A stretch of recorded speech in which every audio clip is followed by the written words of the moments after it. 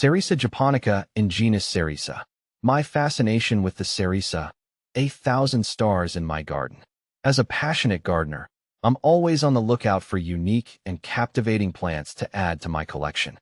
One genus that has particularly caught my eye is the Serissa, a delicate yet resilient shrub native to Southeast Asia. With its dainty flowers and compact growth habit, the Serissa has become a beloved addition to gardens and bonsai collections around the world. A closer look at the Serissa genus. The Serissa genus, belonging to the Rubiaceae family, is surprisingly monotypic, meaning it contains only one species, Serissa japonica.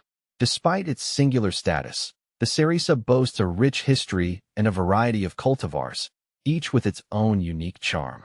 This evergreen shrub, also known as the tree of 1,000 stars or snow rose, is admired for its profusion of small, white or pink flowers that bloom almost year-round. The delicate blossoms, resembling miniature roses, create a stunning contrast against the plant's deep green foliage. The allure of the Serissa. What truly captivates me about the Serissa is its versatility. It can be grown as a small shrub in a garden border, trained into a hedge, or even cultivated as a bonsai. Its adaptability makes it a perfect choice for both novice and experienced gardeners. I've personally found the Serissa to be a rewarding plant to cultivate. Its resilience and ability to thrive in various conditions make it a relatively low-maintenance option. However, it does require some attention to detail, particularly when it comes to watering and pruning. Cultivating the Serissa. Tips from my experience.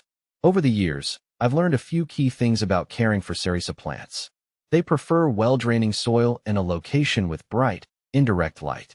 While they can tolerate some direct sunlight, prolonged exposure can scorch their delicate leaves. Watering is crucial for the Serissa's health. The soil should be kept consistently moist, but not waterlogged. I've found that using a moisture meter helps me gauge when it's time to water, preventing both overwatering and underwatering. Pruning is another essential aspect of Serissa care. Regular trimming helps maintain the plant's shape and encourages bushier growth. I typically prune my Serissa in the spring, removing any dead or crossing branches. The joys of bonsai. Serissa as a miniature masterpiece.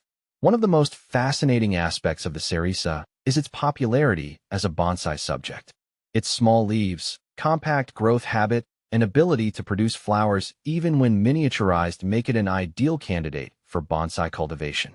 I've recently ventured into the world of bonsai, and the Serissa has been my chosen species for this new endeavor.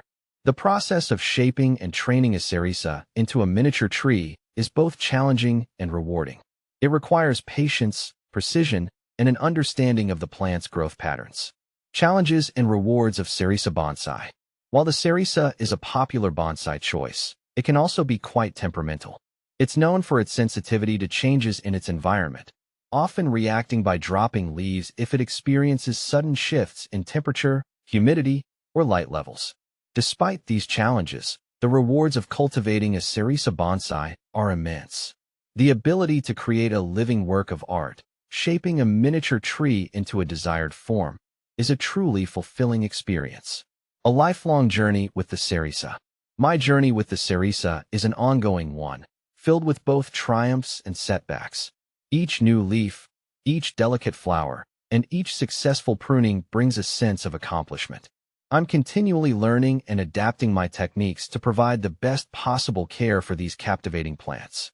Whether grown as a shrub in the garden or trained as a bonsai masterpiece, the Serissa is a testament to the beauty and resilience of nature. Its delicate appearance belies a strong and adaptable spirit, making it a cherished addition to any plant lover's collection.